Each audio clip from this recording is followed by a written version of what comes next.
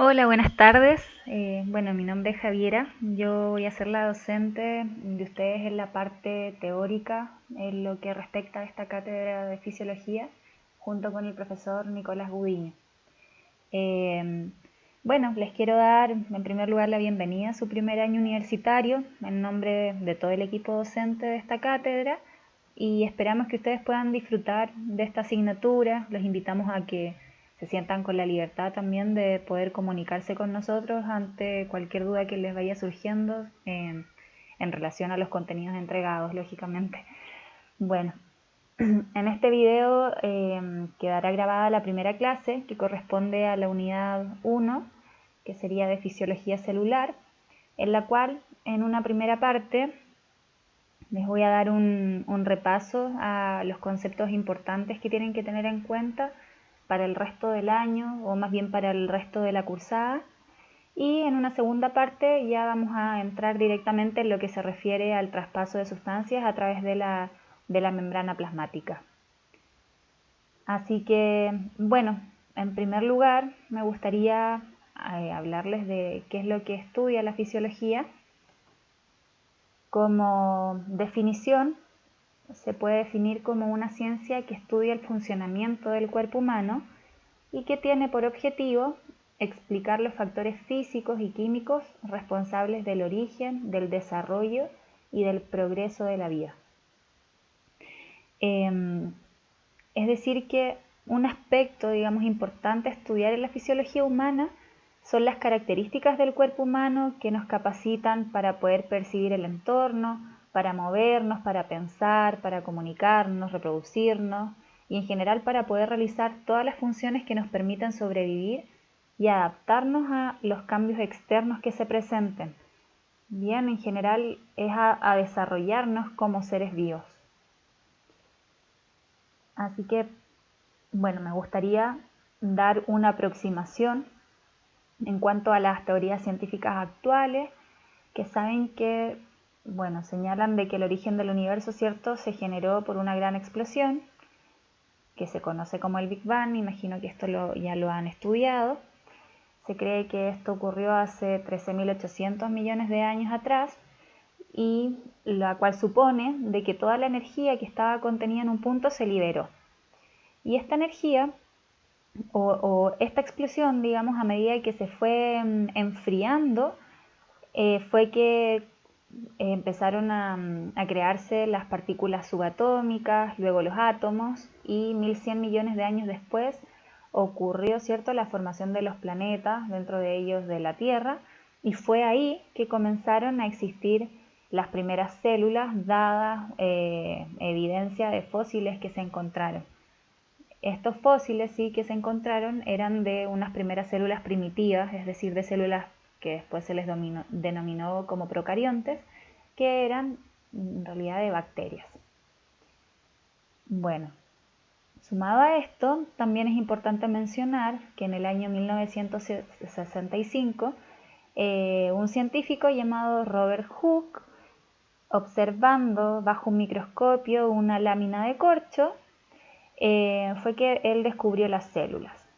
Y fue un siglo más tarde, gracias también a los aportes de Jacob Schleiden y Theodor Schwann, quienes observaron que todos los tejidos vegetales, este fue Jacob, y todos los tejidos animales, estaban compuestos por células. Entonces, esto que ellos plantearon, más lo que planteó Robert Hooke, fue lo que creó, digamos, o lo que permitió poder plantear la teoría celular en dos postulados. Y 20 años más tarde aproximadamente se le agregaron otros dos postulados gracias a estudios que realizó un patólogo conocido como Rudolf Virchow.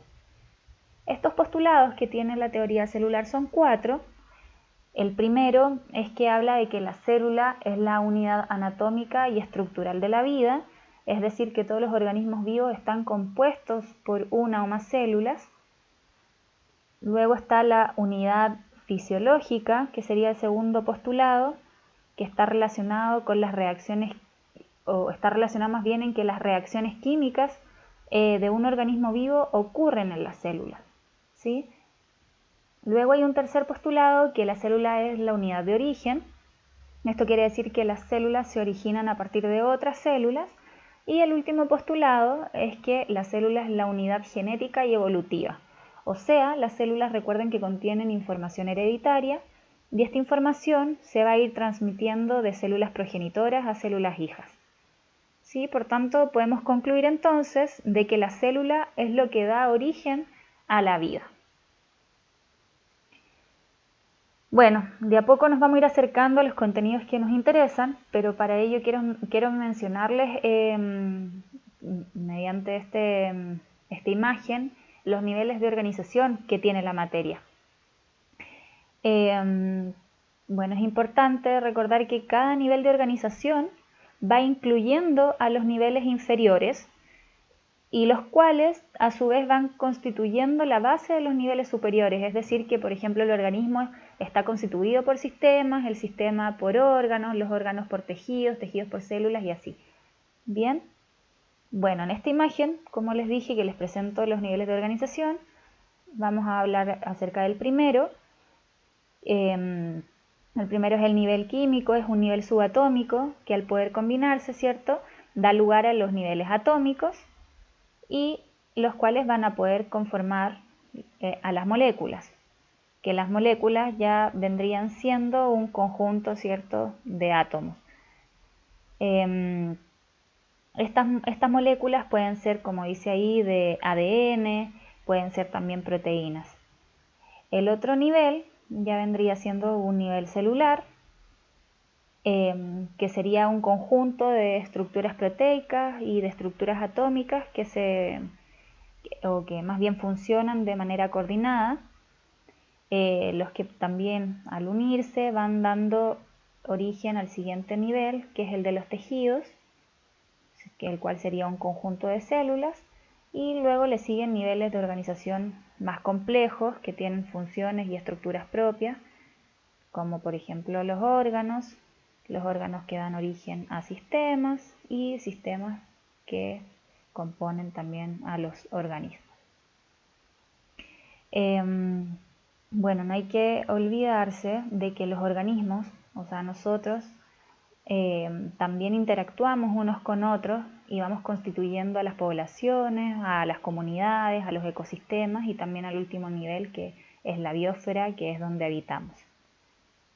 Una característica también importante que debo mencionarles es que como seres vivos intercambiamos sustancias y energías con el medio externo y además nosotros somos capaces, o los seres vivos en general, de poder mantener un medio interno estable dentro de ciertos límites a través de la homeostasis, que va a ser un concepto que vamos a ver más adelante. Por tanto, digamos que la fisiología intenta integrar las funciones de todas las partes del cuerpo para entender la función del cuerpo humano en su conjunto. Bien. Por otra parte, o sumado a lo anterior, a mediados del siglo XIX, gracias al desarrollo ya de técnicas microscópicas que existían y técnicas bioquímicas, esto permitió el estudio de la composición y del funcionamiento de la célula, ¿sí? Se demostró que la célula eucarionte es una unidad que es autónoma, que está rodeada también por una membrana que regula el paso de sustancias del interior y exterior de la célula. Y bueno, me voy a enfocar ahora en mencionarles los componentes de manera general que contiene la célula eucarionte, a modo de repaso, ¿cierto? Y bueno, en una última parte ya me voy a ir netamente a lo que refiere a la membrana plasmática y al traspaso de sustancias a través de ellas. Así que bueno, vamos a partir por el núcleo. El núcleo es una estructura que es propia de las células eucariontes. Las células procariontes, como serían bacterias, no presentan un núcleo, ¿sí? Esta estructura es propia de las células eucariontes, eso recuérdenlo. Me imagino que ya está estudiado también, pero vamos a ir recordando. Y el núcleo contiene al material genético, que sería el ADN. El núcleo también presenta una membrana nuclear y también nucleolo. Por otra parte, encontramos al organelo que es la mitocondria. Las mitocondrias es un organelo que es muy importante y es un organelo central en lo que es la fisiología celular. Está rodeado por dos membranas. Hay una membrana que es interna y que forma pliegues. Estos pliegues se les conoce como crestas mitocondriales. Y la externa, que hace impermeable a la mitocondria. Se me escapa el cursor. Bueno, la membrana externa, y además esta membrana externa presenta unos poros que facilitan el pasaje de sustancias hacia el interior o el exterior, digamos, de la mitocondria. Bueno, porque yo les dije que es un organelo central y es que es generadora de energía, ¿sí? Lo que hace es poder generar ATP a través de un transporte de electrones. Acuérdense que el ATP es el adenosín trifosfato y es la molécula que utiliza la célula para poder obtener energía para todos sus procesos metabólicos, ¿bien? Y está implicada, acuérdense, en la respiración celular, o sea, utiliza oxígeno para poder generar esta energía en forma de ATP. Bueno, otra estructura son los ribosomas, que son estas pelotitas que están ahí como azules. Estos ribosomas, recuerden que tienen dos subunidades, una que es mayor, otra que es menor.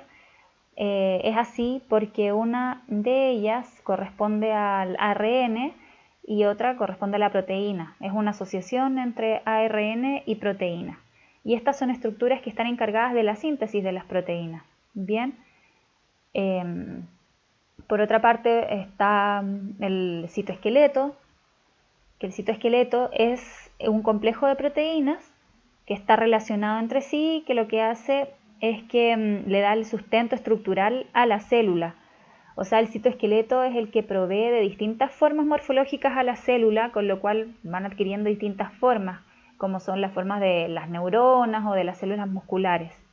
Y otra función importante que cumple el citoesqueleto es el transporte de sustancias intracelulares, ¿sí? En el interior de la célula. Bueno, pasamos al retículo endoplasmático liso, el cual es importante porque es un reservorio de calcio intracelular y además cumple un rol fundamental en la detoxificación de sustancias que son nocivas para la célula.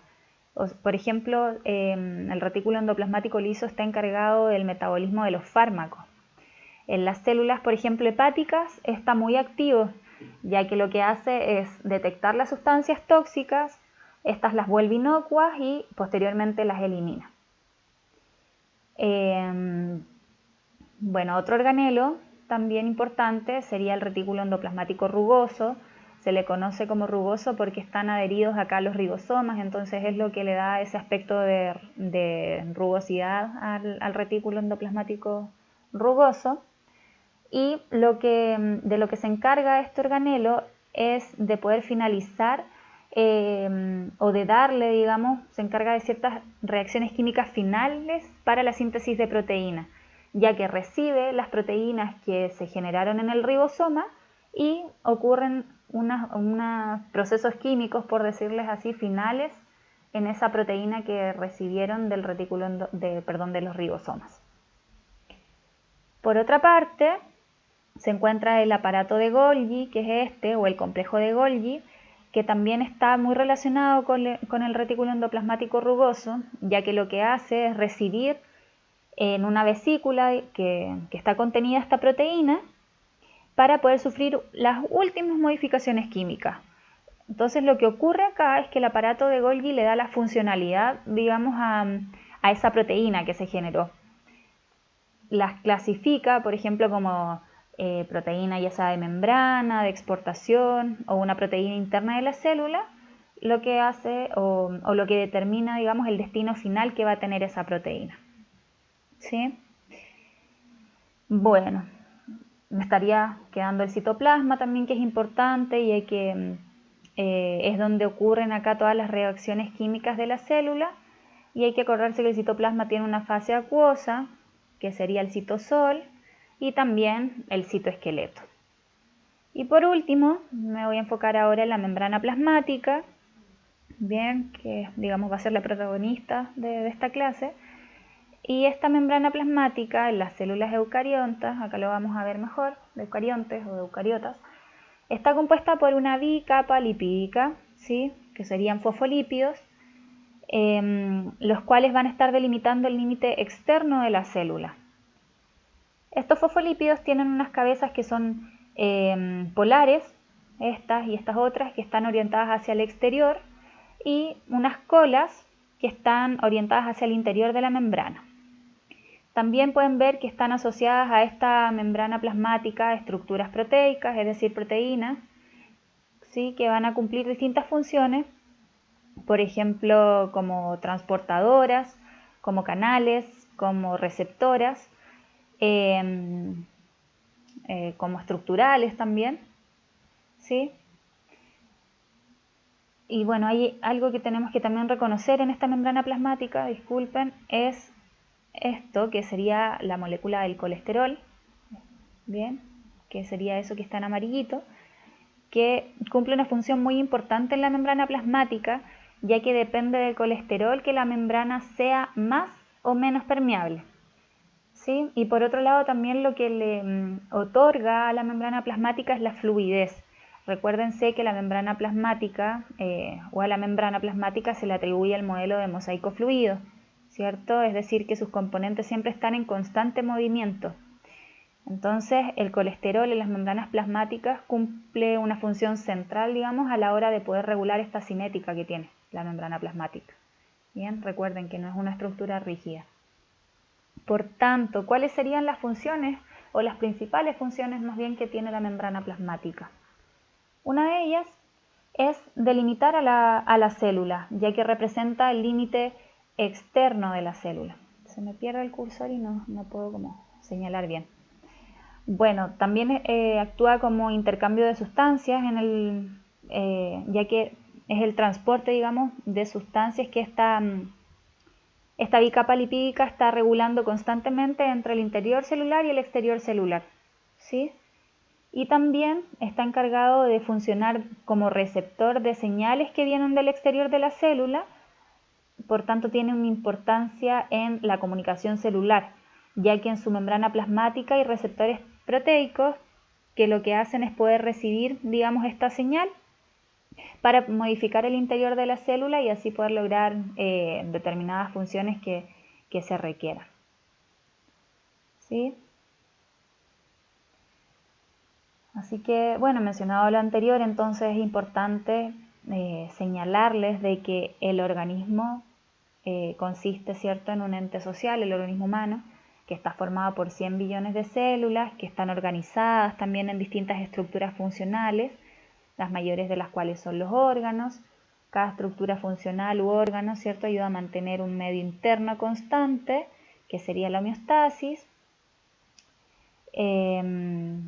Y esta homeostasis va a permitir, ¿cierto?, que las células de los organismos continúen, digamos, viviendo y funcionando correctamente. Entonces, bueno, acá les muestro este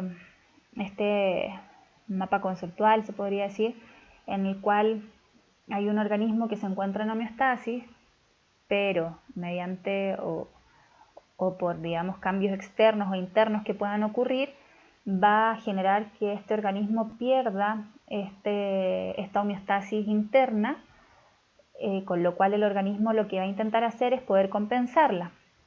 Si esta compensación falla, es lo que se conoce como enfermedad, y si esa compensación, digamos, es más grave, puede llevar a la muerte.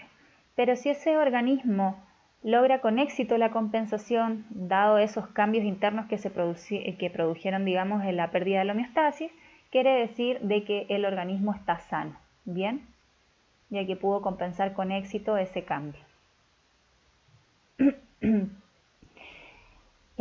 Bueno, ahora vamos a ir desarrollando conceptos de medio interno, de homeostasis y también de sistemas de retroalimentación negativa y positiva, ¿sí? Bueno, el medio interno es todo lo que está rodeando a la célula del organismo. Es lo que estaría representado acá. El medio interno también se le conoce como líquido extracelular o podrían ser, digamos, sinónimos, ¿sí? Es un medio que es estable, que baña las células y es la interfase entre el exterior y la célula. Este líquido extracelular también se compone del líquido intersticial y también del plasma, que es el líquido, recuerden que recorre el interior de los vasos sanguíneos, ¿sí? Por otra parte, bueno, el medio interno o el líquido extracelular está compuesto por iones, glucosa, agua y oxígeno, y también es importante que deba mantenerse siempre a cierta temperatura, pH y osmolaridad. O sea, son parámetros que se tienen que mantener estables. Por otra parte, también el líquido extracelular y el líquido intracelular se encuentran iones que están, digamos, hay iones que se encuentran en mayor cantidad en el líquido extracelular que en el líquido intracelular. Estos iones, recuerden que son moléculas con carga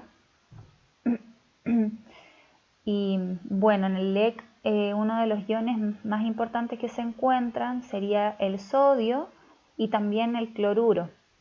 La diferencia entre el sodio y el cloruro, bueno, es que el sodio es un ion con carga positiva y el cloruro es un ion con carga negativa, ¿sí?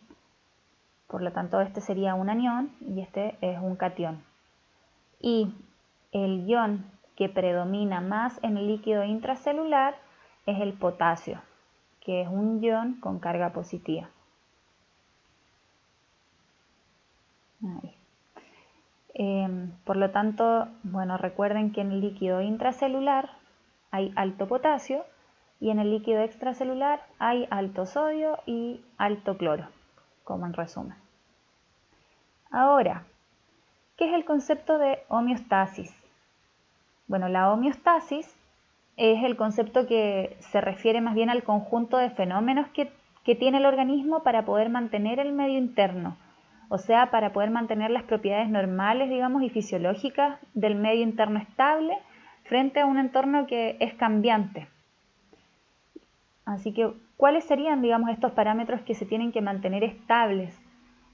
Y aquí les podemos mencionar, por ejemplo, el agua, los iones, el pH, la temperatura y la glucosa también, que es el alimento que utilizan las células para poder funcionar. Entonces, como repaso, podemos decir que la homeostasis, recuerden que no significa equilibrio, sino que más bien significa estabilidad y que es necesaria para que el organismo funcione de manera correcta. O sea, piensen que cualquier cambio interno o externo va a llevar a una pérdida de esa homeostasis y que el organismo va a intentar compensarla. Si esa compensación resulta exitosa, quiere decir que la persona está sana. Y si esa compensación falla, quiere decir que la persona puede enfermar. ¿Sí? Por tanto, ¿cómo lo hace el organismo para poder mantener esta homeostasis? ¿Cómo se mantiene la homeostasis? Y es que acá entra en juego otro concepto, el tercero que les dije que íbamos a mencionar, que es el concepto de retroalimentación. ¿Sí? Bueno, existe un sistema de retroalimentación o un sistema de control reflejo que presenta los siguientes componentes, que sería un sensor o receptor, un centro de control o un centro también integrador, como se le conoce, y un efector. El receptor es la estructura del cuerpo que observa, se podría decir, los cambios en una condición que está siendo controlada y lo que hace es enviar una señal a un centro regulador. ¿Sí? Generalmente esa señal se envía como una señal química o como un impulso nervioso. Este centro de control integrador, que puede ser el cerebro, lo que va a hacer es recibir esta señal y va, digamos, a establecer un rango de valores entre los cuales va a determinar si esa señal que llegó debe mantenerse o tiene que enviar una señal para poder, digamos, regular ese cambio que observó este receptor. Y si es que requiere, ¿cierto?, de que se regule ese cambio, va a enviar una señal de salida al efector que va a ser la estructura del cuerpo que va a recibir esa señal de salida desde el centro regulador y va a producir la respuesta o el efecto que va a modificar esa condición. ¿Sí? Por tanto, los receptores y los efectores en comunicación con este centro de control o centro regulador sería lo que conforma el sistema de retroalimentación.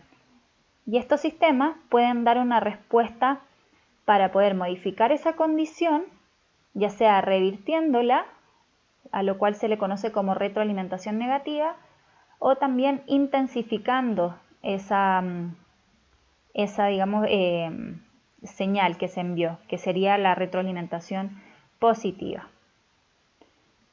Lo que más utiliza el organismo para poder mantener la fisiología son los sistemas de retroalimentación negativos. O sea que ante un estímulo, ¿sí?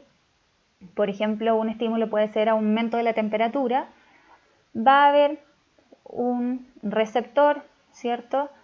Que va a sensar, digamos, este aumento de temperatura y va a enviar la señal a un centro que es integrador, que en la mayoría de los casos es el sistema nervioso, y este centro integrador va a poder emitir una respuesta para nuevamente volver a la temperatura normal.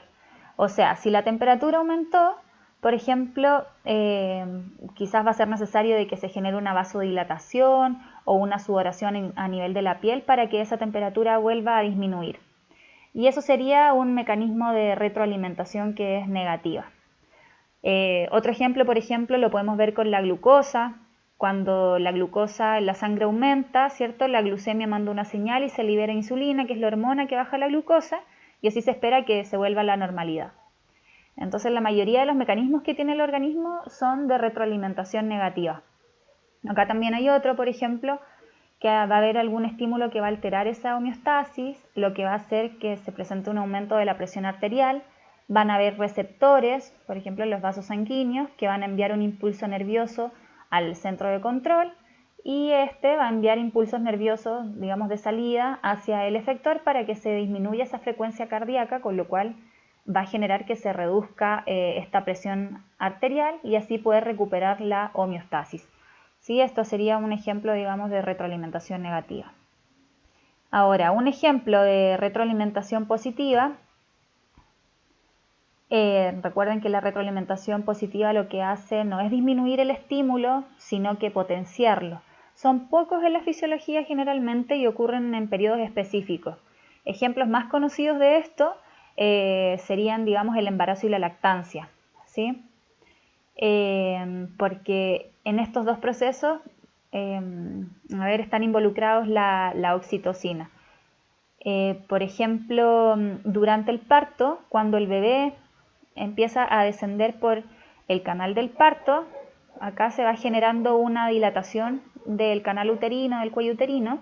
Esto va produciendo oxitocina y esta va aumentando las contracciones, ¿sí?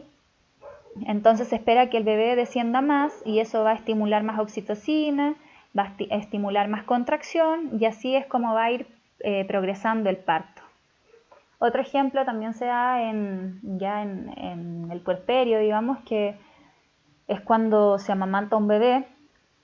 Se supone que cuando más se amamanta el bebé, más leche va a ir generando la madre, de que cuando el bebé succiona lo que hace es que se emita una señal que libera también esta hormona que es la oxitocina. Esta hormona lo que hace es aumentar la contracción de las células musculares que hay dentro de la glándula mamaria y por otro lado también va a estimular una hormona que se llama prolactina para que se produzca más leche. Entonces, son fenómenos, digamos, opuestos a los que vimos cuando hablamos de retroalimentación negativa. Y esto, lejos de disminuir el estímulo, lo potencia.